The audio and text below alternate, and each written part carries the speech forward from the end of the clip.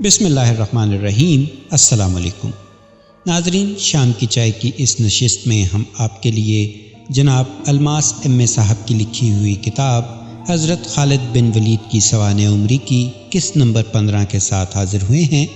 آئیے شروع کرتے ہیں۔ شام کے وقت ابن حاتم نے خالہ کے گھر کا رخ کیا۔ اس نے سوچ لیا تھا کہ وہ خالہ سے صاف صاف کہہ دے گا کہ اس نے یہ قسم کھائی ہے کہ جب تک مکہ کا ہر مسلمان مدینہ کے مسلمانوں کی طرح سر اٹھا کر چلنے کے قابل نہیں ہو جاتا، وہ نوحنا سے شادی نہیں کرے گا۔ ابن حاتم کو نوحنا اور خالہ خالو کا بہت خیال تھا، لیکن اس نے جو قسم کھا لی تھی وہ اسے کسی قیمت پر توڑنے پر آمادہ نہ تھا۔ ابن حاتم نے خالہ کے دروازے پر دستک دی تو دروازہ نوحنا نے کھولا۔ وہ ابن حاتم کو اپنے سامنے دیکھ کر بھونچکا رہ گئی۔ ابن حاتم اسے دیکھ کر مسکرا دیا۔ تم؟ نوحنا نے پلکیں جھپکاتے ہوئے کہا۔ تم ابن حاتم ہی ہو نا؟ ہاں میں ابن حاتم ہی ہوں۔ میں خواب تو نہیں دیکھ رہی؟ نہیں نوحنا، ابن حاتم نے مسکرا کر کہا۔ تم خواب نہیں دیکھ رہی ہو بلکہ کھلی آنکھوں سے مجھے دیکھ رہی ہو۔ مجھے یقین نہیں آ رہا۔ لو، ابن حاتم نے اپنا ہاتھ اس کی طرف بڑھا دیا۔ میرا ہاتھ چھو کر یقین کر لو۔ یقین تو آ گیا ہے، مگر دروازے پر ہی کھڑا رکھو گی کیا؟ اس نے سرگوشی میں کہا۔ اندر آنے کو نہیں کہو گی نوحنا؟ نوحنا جیسے خواب سے چونک پڑی۔ آؤ، وہ جلدی سے سامنے سے ہٹ گئی۔ اندر آ جاؤ ابن حاتم۔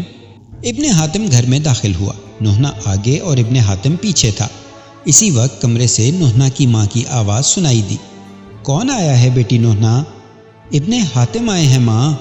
اس وقت نوحنا اور ابن حاتم برآمدے میں پہنچ چکے تھے۔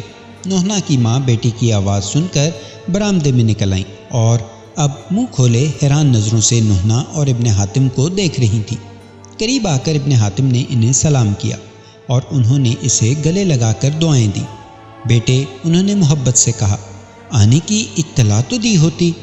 بس ایک دم ہی آ گیا خالہ، ابن حاتم نے جواب دیا۔ اطلاع دینے کا موقع ہی نہ مل سکا۔ سب اندر جا کر کمرے میں بیٹھ گئے۔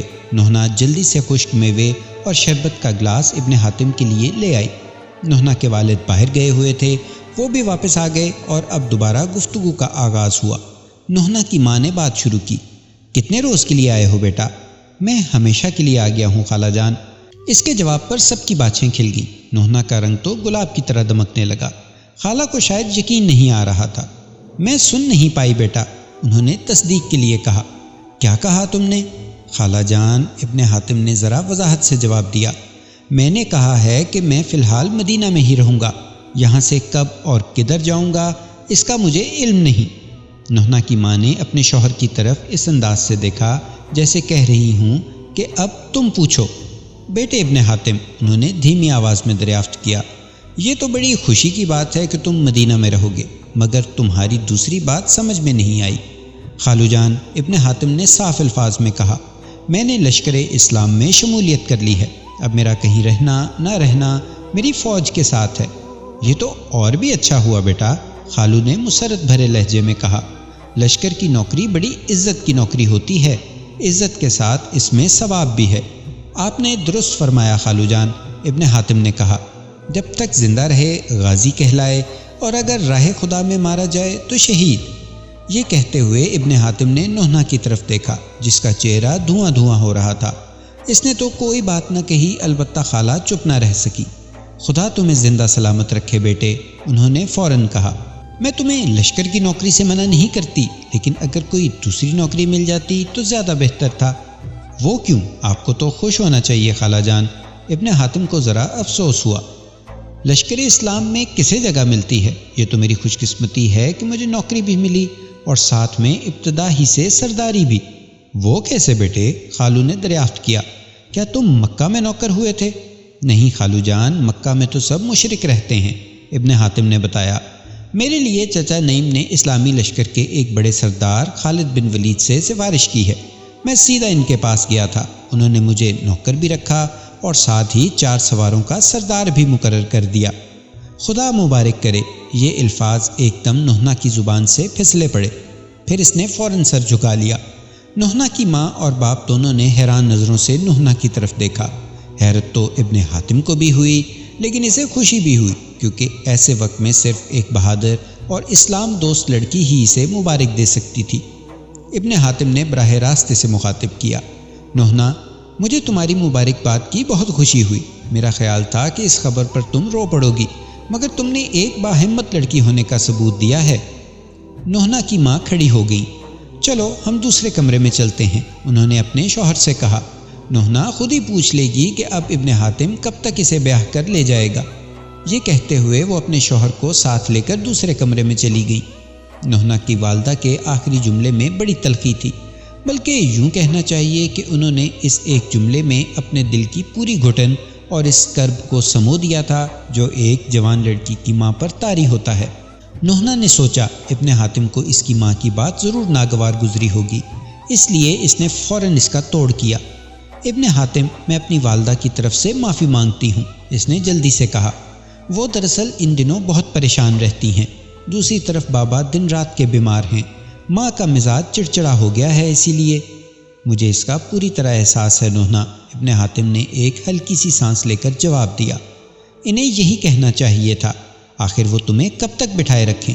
میری تقدیر ایسی کہ یہاں سے واپسی پر مجھے ابو سفیان کے آدمیوں نے گھیر لیا، وہ تو میرے قتل پر آمادہ تھے، ان میں سے ایک آدمی میرے ہاتھ سے بھی مارا گیا۔ تمہیں کہاں تک بتاؤں نوحہ، کیا کیا نہ گزرا مجھ پر، مگر میں اپنے وعدے پر قائم ہوں، بشرطِ زندگی شادی صرف تم سے کروں گا۔ نوحہ بڑے حوصلے سے اس کی بات سنتی رہی، بیچ میں بالکل نہ بولی، مگر ابن حاتم کے خاموش ہوتے ہی وہ جیسے پھٹ پڑی۔ ابن حاتم آخر کب تک؟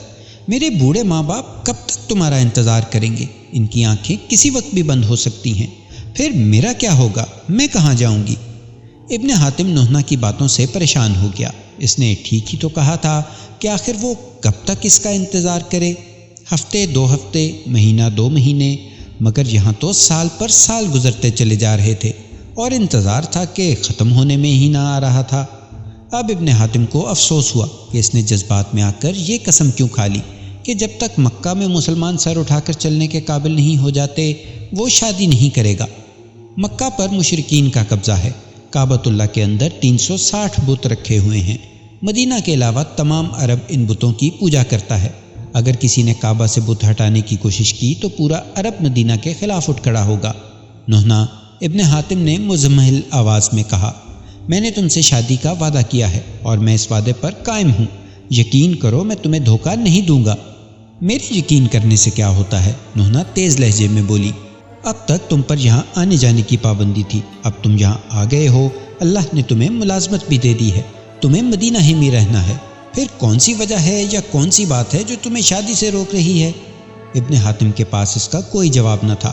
آخر اس نے نوحہ کو تسلی دینے کے لیے کہا، پریشان نہ ہو نوحہ، اس وقت تو میں جا رہا ہوں، میں اپنے سردار سے بات کروں گا، دیکھو وہ کیا جواب دیتے ہیں، خدا نہ کرے کوئی ایسی ویسی بات نہیں ہے، پھر میں ایسا کمینہ بھی نہیں کہ تمہیں اتنا عرصہ سہارا دے کر بات ختم کر دوں، کل تک میرا اور انتظار کر لو، خدا نے چاہا تو کوئی صورت نکل آئے گی۔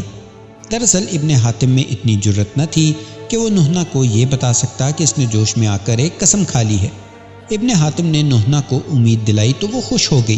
دیکھو ابن حاتم، وہ فوراً بولی، مجھے دھوکہ نہ دینا، کل ضرور آنا، میں انتظار کروں گی۔ ہاں ہاں نوحہ، میں وعدہ کرتا ہوں، ضرور آؤں گا۔ ابن حاتم چلنے کو تیار ہوا، مگر تم خالو اور خالہ کو ذرا سنبھال لینا، انہیں بڑا صدمہ ہے، تم جاؤ میں انہیں سمجھا دوں گی۔ اتنا کہہ کر نوحہ تو کمرے کی طرف چلی اور ابن حاتم موقع دیکھ کر دروازے کی طرف بڑھا اور تیزی سے باہر نکل گیا۔ ابن حاتم کا دماغ سخت پریشان تھا، جب تک وہ نوحہ سے دور تھا اسے کوئی زیادہ فکر نہ تھی، لیکن اب نوحہ کا مغموم چہرہ اور خالہ خالو کی ابتر حالت نے اس کا سکون چھین لیا تھا۔ اسی فکر میں ڈوبا ہوا وہ مسلمانوں کی خیمہ گاہ میں پہنچا۔ اسے جن 4 سواروں کی سرداری دی گئی تھی انہی کے خیمے میں سے رہنے کو کہا گیا تھا۔ اگر وہ چاہتا تو خالد بن ولید سے کہہ کر اپنی خالہ کے گھر بھی رہ سکتا تھا، مگر اس بارے میں وہ پہلے ہی فیصلہ کر چکا تھا کہ وہ وہاں کسی صورت نہ رہے گا، اس لیے کہ اس کا فی الحال نوحہ سے شادی کا کوئی ارادہ نہ تھا۔ ابن حاتم کی اپنے 4 سپاہیوں سے یہ پہلی ملاقات تھی، اگرچہ وہ خالہ کے گھر جانے سے پہلے سرسری طور پر ان سے مل چکا تھا، مگر اسے پوری ملاقات تو نہیں کہا جا سکتا تھا۔ مسلمانوں کے حالات اس وقت تک کچھ زیادہ بہتر نہ تھے، نہ ان کے پاس پوری طرح اسلحہ تھا اور نہ ہی ضروری سامان۔ ابن حاتم کو جس خیمہ میں رہنے کا حکم دیا گیا تھا اس میں پہلے ہی 4 آدمی رہتے تھے۔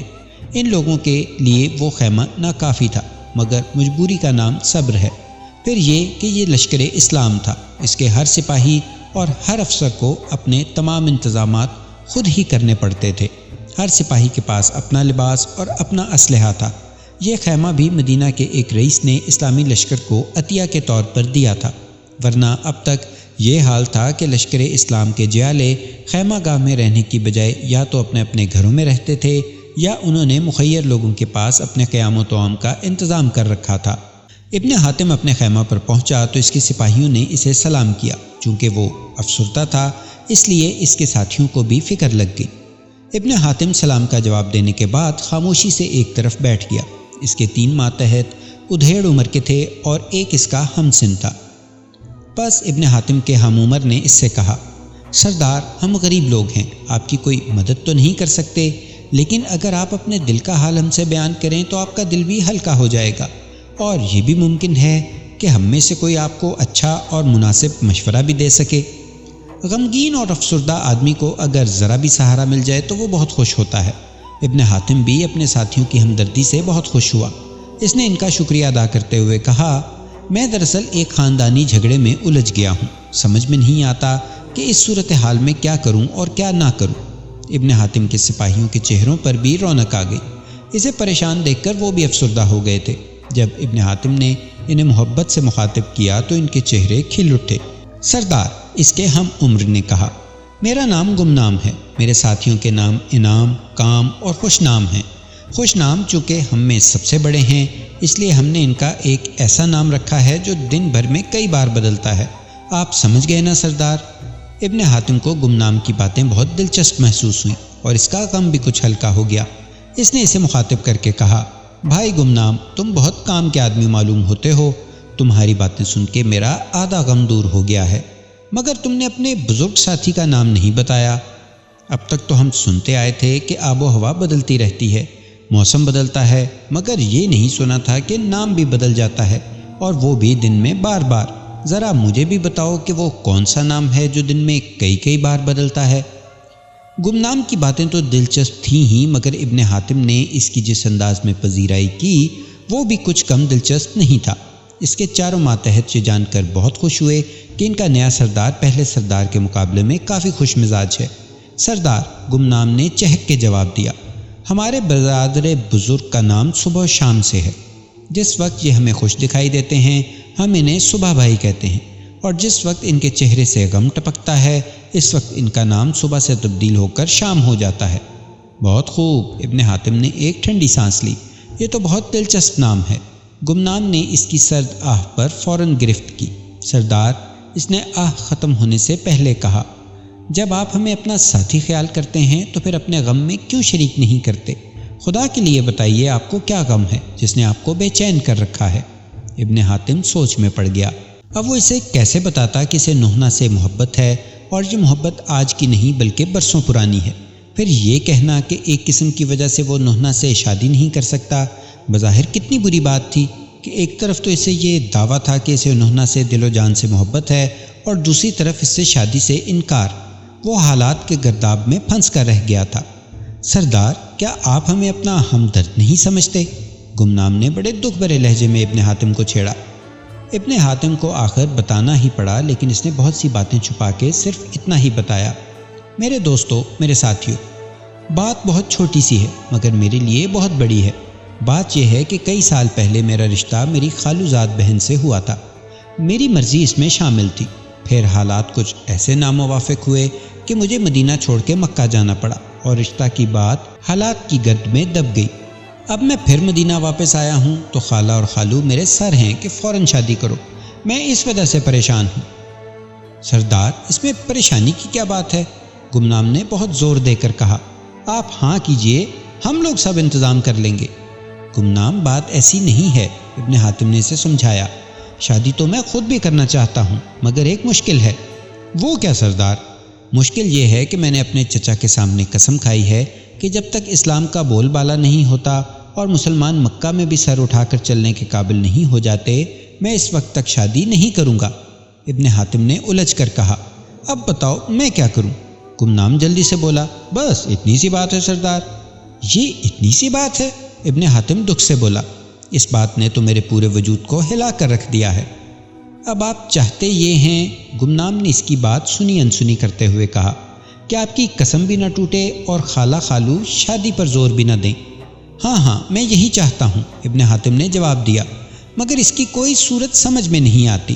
تو پھر سنیے میرے سردار، گمنام نے بڑے اعتماد سے کہا، یہ تو کوئی مسئلہ ہی نہیں ہے۔ کیا مطلب؟ ابن حاتم نے اسے حیرت سے دیکھا۔ تمہارے پاس اس کا کوئی حل ہے؟ بالکل ہے سردار، گمنام نے جواب دیا۔ آپ کل اپنے خالو اور خالہ کے پاس جائیے اور ان سے کہیے کہ آپ کی اپنی بیٹی کے ساتھ فوراً منگنی کا اعلان کر دیں۔ اس پر وہ فوراً آمادہ ہو جائیں گے۔ اگر آمادہ نہ ہوں تو آپ میرا نام بدل ڈالیے گا۔ منگنی؟ ابن حاتم زیر لب بڑبڑایا۔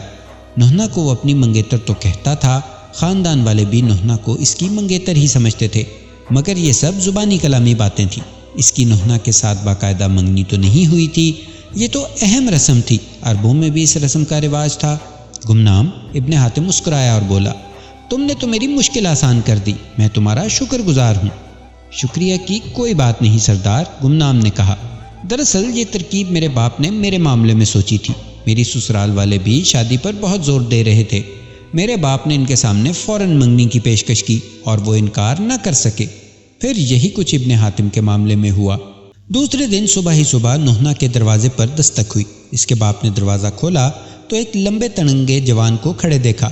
جوان نے ادب سے سلام کیا اور کہا، میں سردار ابن حاتم کا ماتحت ہوں۔ نوحنا کے والد اب تک حیران نظروں سے اسے دیکھے جا رہے تھے۔ اس عالم میں نہ تو انہوں نے جوان کے سلام کا جواب دیا اور نہ ہی اس کے دوسرے اظہار پر کچھ بولے۔ نوجوان نے حیران دیکھا تو وضاحت کے لیے کہا، آپ حیران نہ ہوں خالو جان، میں واقعی آپ کے بھانجے ابن حاتم کا ماتحت ہوں اور اس وقت اپنے سردار کا ایک ضروری پیغام لے کر آیا ہوں۔ خالو جان کے الفاظ میں نوحنا کے والد کو شاید اپنائیت محسوس ہوئی اور وہ جیسے ہوش میں آ گئے۔ بولے، تم ابن حاتم کو جانتے ہو؟ خالو جان، جاننا کیسا، میں تو ان کا خادم ہوں، وہ میرے سردار ہیں۔ اور کیا نام ہے تمہارا بیٹے؟ انہوں نے بات کاٹتے ہوئے پوچھا۔ جوان نے انکساری کا اظہار کرتے ہوئے کہا، چچا جان، میں ہوں تو گمنام، مگر آپ مجھے کسی بھی نام سے پکار سکتے ہیں۔ خدا نہ کرے تم گمنام ہو، نوحنا کے والد بڑے پیار سے بولے۔ تم کہتے ہو کہ میرے بھانجے ابن حاتم کے ماتحت سوار ہو، پھر تم گمنام کیسے ہوئے؟ اپنا نام بتانے میں مجھ سے کیوں تکلف کر رہے ہو؟ میرے لیے تو جیسے ابن حاتم ویسے ہی تم۔ پھر نوحنا کے والد نے پورا دروازہ کھول دیا اور کہا، اندر آ جاؤ بیٹے، اطمینان سے بیٹھ کے بات کریں گے۔ وہ گمنام کو دروازے کے برابر والے کمرے میں لے گئے، جو دن میں مہمان خانہ کا کام دیتا تھا اور رات کو سونے کا کمرہ بن جاتا تھا۔ دونوں جا کے بیٹھے ہی تھے کہ نوحنا کی والدہ آ گئی اور داخل ہوتے ہوئے بولی، یہ آپ کس سے باتیں کر رہے تھے؟ مجھے بھی تو بتایا ہوتا کچھ۔ تم بیٹھ جاؤ، پھر بتاتا ہوں سب کچھ۔ نوحنا کے والد کے کہنے پر وہ ان کے ہی برابر بیٹھ گئی۔ یہ میری بیگم اور ابن حاتم کی خالہ ہیں، انہوں نے گمنام کی طرف اشارہ کرتے ہوئے کہا۔ یہ ابن حاتم کے ماتحت ایک سوار ہیں اور ابن حاتم کا ایک ضروری پیغام لے کر آئے ہیں۔ اللہ سلامت رکھے تمہیں بیٹے، نوحنا کی والدہ نے اسے دعا دی۔ پھر دوسرے ہی لمحے دریافت کیا، اے بیٹے تمہارا نام کیا ہے؟ گمنام، گمنام نے جواب میں کہا۔ میں چچا جان کو بتا چکا ہوں کہ میں واقعی گمنام ہوں، لیکن خالو جان، خدا نہ کرے تم گمنام ہو، بڑی بی بات کاٹ کے بولی، تم میرے بھانجے ابن حاتم کے ماتحت ہو، کیا یہ نام کچھ کم ہے؟ اچھا بیٹے، ہم تمہارا نام نہیں پوچھتے، ہاں یہ بتاؤ ابن حاتم نے کیا پیغام بھیجا ہے؟ ابن حاتم اور پیغام کی آواز نوحنا کے کان تک بھی پہنچ گئی تھی اور وہ بھاگی ہوئی دروازے کے پاس آ کے کھڑی ہو گئی تھی۔ اس کا دل زور زور سے دھڑکنے لگا تھا۔ گمنام نے سنبھل کے کہنا شروع کیا، خالہ جان، یہ پیغام یہ ہے کہ بس آپ تیاری کیجئے، آج شام سردار ابن حاتم 4 آدمیوں کے ساتھ آپ کے گھر آ رہے ہیں۔ کوئی زیادہ تیاری کی ضرورت نہیں، بس یہی کچھ میوے، کچھ پھل اور 4-5 گلاس شربت۔ بڑی بی بڑے میاں دونوں بدحواس ہو گئے۔ آخر بڑی بی سے رہا نہ گیا، انہوں نے بات کاٹ دی، اے بیٹا انتظام تو سب ہو جائے گا، مگر یہ تو بتا کہ ابن حاتم کس لیے آ رہے ہیں؟ دروازے سے کان لگائے کھڑی نوحنا کے دل کی دھڑکن اور زیادہ تیز ہو گئی۔ اس وقت گمنام کی آواز اس کی سماعت سے ٹکرائی، خالہ جان، ہمارے سردار ابن حاتم اپنی شادی کی تاریخ طے کرنے آ رہے ہیں، 4 آدمی ان کے ساتھ ہوں گے، آخر کچھ مہمانداری تو کرنا ہی ہوگی۔ خالہ اور خالو ایک دوسرے کا منہ تکنے لگے اور نہنا کے سوکھے چمن میں تو جیسے بہار آ گئی۔ خوشی کے مارے اس کے پیروں کے نیچے سے زمین نکلی جا رہی تھی۔ گمنام کی آواز دوبارہ ابھری۔ وہ بڑے اعتماد سے کہہ رہا تھا، خالہ جان ایک بات اور کہی ہے ابن حاتم نے۔ ہاں ہاں کہو بیٹے، بڑی بھی خوشی سے پھولی نہ سما رہی تھی۔ گمنام نے بتایا، سردار ابن حاتم نے کہا ہے کہ وہ صرف شادی کی تاریخ ہی طے نہیں کریں گے بلکہ منگنی کی رسم ادا کر کے بات کو بالکل پکی کر دیں گے۔ مثل مشہور ہے کہ اندھا کیا چاہے دو آنکھیں۔ سو شادی کی تاریخ اور منگنی کے نام ہی سے نوحنا اپنی جگہ اور اس کے والدین اپنی جگہ خوش ہو گئے۔ حالانکہ منگنی کی بات تو بہت پہلے ہو چکی تھی۔ منگنی دراصل مانگنا سے بنی ہے۔ اس کا مطلب یہ ہے کہ لڑکے والے لڑکی کو دیکھیں یا اسے پسند کریں اور اعلان کریں کہ انہوں نے اپنے بیٹے کے لیے فلاں شخص کی بیٹی مانگی ہے۔ اسی طرح لڑکی والے لڑکے کو دیکھیں، پسند کریں اور پھر اعلان کر دیں کہ انہوں نے فلاں فلاں لڑکے کو اپنی دامادی کے لیے مانگ لیا۔ بس اللہ اللہ خیر صلی۔ اس قسم کی منگنی ابن حاتم اور نوحنا کے والدین میں ان دونوں کے بچپن میں ہوئی تھی، مگر سب جانتے ہیں کہ منگنی کی حیثیت نہ تو قانونی ہوتی ہے اور نہ مذہبی۔ اسے تو بس ایک اخلاقی فرض کہا جا سکتا ہے جسے لڑکی اور لڑکے کے والدین خود اپنے اوپر ڈال لیتے ہیں۔ اس سے زیادہ اس کی کوئی حیثیت نہیں ہے۔ نوحنا پہلے بھی ابن حاتم کی منگیتر تھی، مگر اب ابن حاتم کے قاصد گمنام نے شادی کی تاریخ اور منگنی کو نوحنا کے والدین کے سامنے اس انداز سے پیش کیا تھا کہ وہ ایک نئی چیز بن گئی تھی، بلکہ نوحنا اور اس کے والدین کو یقین ہو گیا تھا کہ ابن حاتم شادی کے معاملے میں پوری طرح سنجیدہ ہے۔ گمنام یہ پیغام دے کر رخصت ہو گیا۔ اس کے جاتے ہی نوحنا نے سب سے پہلے اپنی سہیلی کو بلا کر اسے خوشخبری سنائی کہ آج شام اس کی ابن حاتم کے ساتھ منگنی ہو رہی ہے۔ نوحنا نے تو ایک سہیلی کو اطلاع دی تھی، مگر تھوڑی دیر میں اس کی تمام سہیلیوں تک یہ خبر پہنچ گئی اور اس کی سخی سہیلیوں کا اس کے گھر تانتا بن گیا۔ دوسری طرف نوحنا کی والدہ نے چارپائی پر کھڑے ہو کر دیوار کے اس پار ہمسائی کو خبر پہنچائی، اے سنتی ہو بہن؟ اور ہمسائی آواز سن کے فوراً دیوار کے پاس آ گئی۔ نوحنا کی ماں نے تقریباً ہنستے ہوئے کہا، اے بہن، آج شام نوحنا کی منگنی ہے، تم ضرور شریک ہونا۔ اللہ مبارک کرے، اللہ مبارک کرے، بھی ہمسائی نے دوبارہ دعا دے کر اپنی کمال خوشی اور بے انتہا خلوص کا ثبوت دیا۔ میں ضرور آؤں گی بہن، نوحنا میری بیٹی ہے، میں آؤں گی، تمام بچوں کو بھی لاؤں گی۔ نوحنا کی ماں چونکی۔ انہوں نے نیوتا صرف بھی ہمسائی کو دیا تھا اور وہ ماں تمام بچوں کے وارد ہونے کی اطلاع دے رہی تھی۔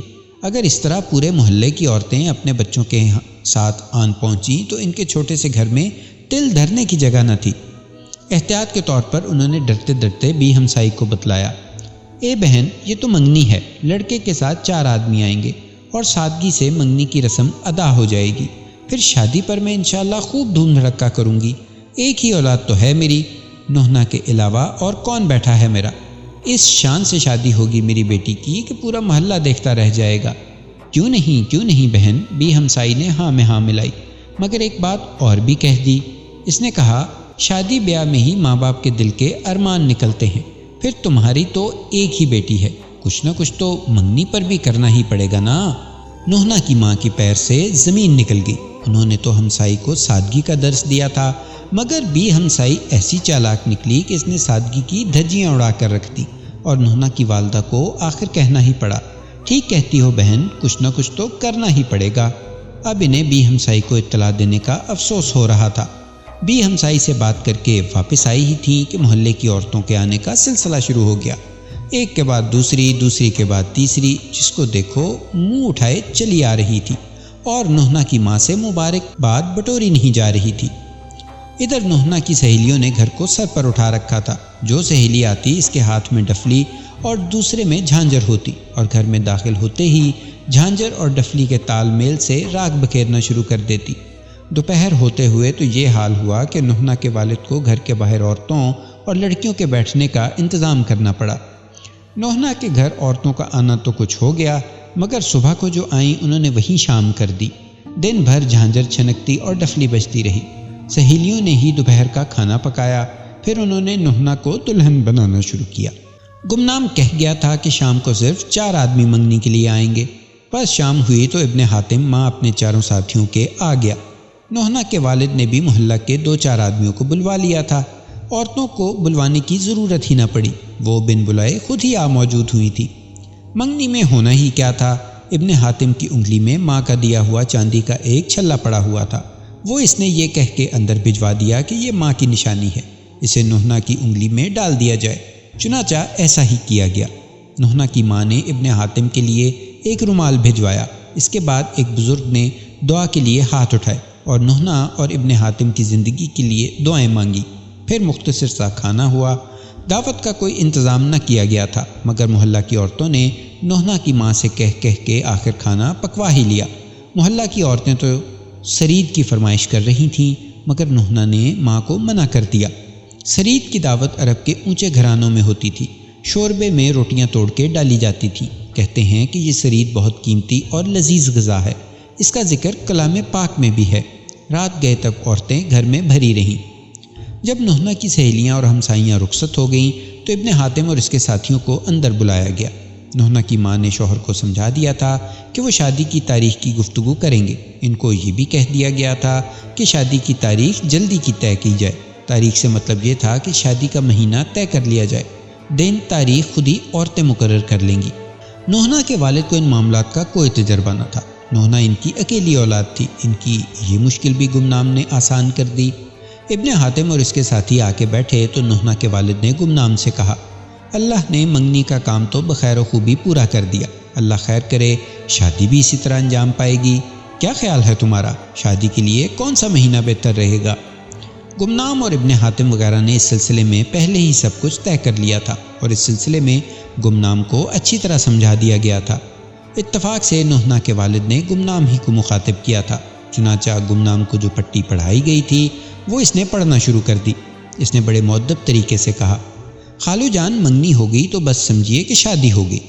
یہ بات تو ہے بیٹے، لیکن شادی تاریخ تو، خالو جان کہتے ہوئے جھجکے، مگر گمنام نے جملہ پورا کر دیا، تو پھر شادی کی تاریخ بھی مقرر ہو گئی، اس نے ایک دم کہہ دیا۔ خالو جان خوش ہو گئے، بولے، کون سی تاریخ مقرر کی ہے تم نے؟ دن تاریخ تو صحیح معلوم نہیں، لیکن یہ ضرور ہے کہ سردار ابن حاتم اور میری شادی ایک ہی تاریخ کو ہوگی۔ کیوں سردار، کیا خیال ہے آپ کا؟ ابن حاتم کیا جواب دیتا؟ گمنام اور اس کے درمیان تو بات پہلے ہی طے ہو چکی تھی، پھر بھی اسے کچھ تو کہنا ہی تھا۔ بس اس نے کہا، ٹھیک ہے، مجھے کوئی اعتراض نہیں۔ خالو جان کو بھی اعتراض نہ ہوگا؟ ہاں بیٹے، مجھے بھی کوئی اعتراض نہیں۔ خالو جان گھبرا گئے۔ مگر آپ چپ ہو جائیے نوحنا کے ابو، بڑی بی کڑکدار آواز میں بولی، میں بات کرتی ہوں ان سے۔ وہ اٹھیں اور جا کے ابن حاتم کے برابر بیٹھ گئیں۔ ہاں بیٹے ابن حاتم، مجھے بتاؤ، یہ تمہارے ساتھی کیا پہیلیاں بجوا رہے ہیں؟ صاف کیوں نہیں بتاتے کب شادی کرنا ہے تمہیں یا نہیں کرنا ہے؟ اب ابن حاتم پریشان ہو گیا، جلدی سے بولا، کیا فرما رہی ہیں خالہ جان؟ نوحنا میری ہے اور میری ہوگی، آپ کو باہر کا کچھ پتہ نہیں۔ قریش مکہ پھر مدینہ پر حملہ کرنے والے ہیں۔ ہائے اللہ، خدا خیر کرے، اب کیا ہوگا؟ بڑی بی کو پسینے آ گئے۔ ابن حاتم کے خالو بھی گھبرا گئے۔ گمنام نے دخل دیا اور فضا فوراً بدل گئی۔ خالو جان، آپ بالکل فکر نہ کیجیے، ہم مجاہدوں کی شادیاں فتح و شکست سے بندھی ہوتی ہیں۔ آپ دعا کیجیے کہ خدا ہمیں مشرکوں پر فتح دے۔ میں قسم کھاتا ہوں کہ جس دن مسلمانوں نے مکہ پر قبضہ کر لیا، اس دن ہم دونوں بھائی یعنی میں اور میرے سردار ابن حاتم دلہا بنیں گے۔ کہیے خالو جان، شادی کی تاریخ مقرر ہو گئی یا نہیں؟ وہ بیچارے کیا جواب دیتے، وہ کبھی گمنام کو اور کبھی ابن حاتم کو دیکھ رہے تھے۔ گمنام نے انہیں نظر انداز کر کے بڑی بی کو مخاطب کیا، خالہ جان، آپ کو شادی کی تاریخ معلوم ہو گئی نا؟ ہاں معلوم ہو گئی، بڑی بی بوکھلائے ہوئے انداز میں بولی، جنگ، پھر فتح، پھر شادی۔ بالکل ٹھیک خالہ جان، آپ بالکل صحیح سمجھی۔ گمنام ہنستا ہوا کھڑا ہو گیا، اب ہمیں اپنی دعاؤں کے ساتھ رخصت کیجیے، بڑے سردار ہمیں یاد کر رہے ہوں گے، کیا پتہ کس وقت ہمیں محاذ پر جانا پڑے۔ اچھا بیٹے، خدا حافظ، بڑی بی نے افسردگی سے کہا۔ فی امان اللہ۔ خالہ جان، مکہ فتح ہونے کی دعا کیجیے، گمنام نے ہنس کے کہا۔ پھر وہ سب ایک ایک کر کے خالہ خالو سے رخصت ہوئے۔ ابن حاتم نے ذرا دیر کے لیے نوحنا سے گفتگو کی اجازت مانگی، جو اسے مل گئی۔ وہ جلدی سے اندر گیا۔ نوحنا چند سہیلیوں کے ساتھ دروازے کے پاس ہی کھڑی تھی۔ سہیلیاں ابن حاتم کو آتا دیکھ کر ایک طرف ہو گئیں۔ نوحنا کے قریب پہنچ کر ابن حاتم نے کہا، اچھا نوحنا، اب مجھے رخصت کرو۔ نوحنا کو کچھ معلوم نہ تھا کہ باہر ان لوگوں میں کیا باتیں ہوئیں اور کیا طے ہوا۔ اس نے حسرت بھری نظروں سے ابن حاتم کو دیکھا اور بھرائی ہوئی آواز میں بولی، اب کب آؤ گے ابن حاتم؟ بڑی آرزویں اور بڑا کرب تھا ان 5 لفظوں میں۔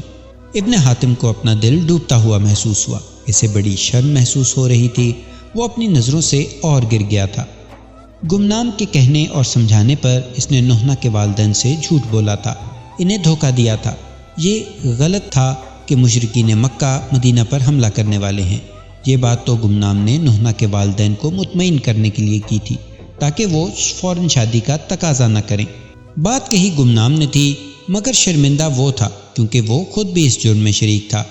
گمنام کے اس پرفریب کھیل کے اظہار میں ابن حاتم خود بھی شریک تھا۔ وہ بڑی مشکل سے نوحہ سے آنکھیں ملا سکا۔ نوحہ کی آنکھوں میں امنگوں، آرزوؤں اور محبتوں کا ایک سمندر ٹھاٹے مار رہا تھا، اور ابن حاتم کی آنکھیں شرمندگی کے غم سے بوجھل تھیں۔ چنانچہ اس کی نظریں جلدی سے جھک گئیں۔ اس نے نظریں جھکائے جھکائے جواب دیا، نوحہ ہم جلد ملیں گے، فتح مکہ کی دعا کرو۔ نوحہ کچھ نہ سمجھ سکی، کچھ سمجھی تو بس یہی کہ شاید یہ بھی محبت کا ایک انداز ہے۔ اچھا، خدا حافظ، میں دعا کروں گی۔ ابن حاتم بغیر اس سے آنکھیں ملائے باہر آ گیا اور نوحہ کو اس کی سہیلیوں نے پھر گھیر لیا۔ تو ناظرین، یہ تھی آج کی قسط، امید ہے آپ کو پسند آئی ہوگی۔ چینل کو لائک کیجئے، سبسکرائب کیجئے اور شیئر بھی کیجئے۔ انشاءاللہ ملتے ہیں اگلی قسط کے ساتھ۔ اللہ نگہبان۔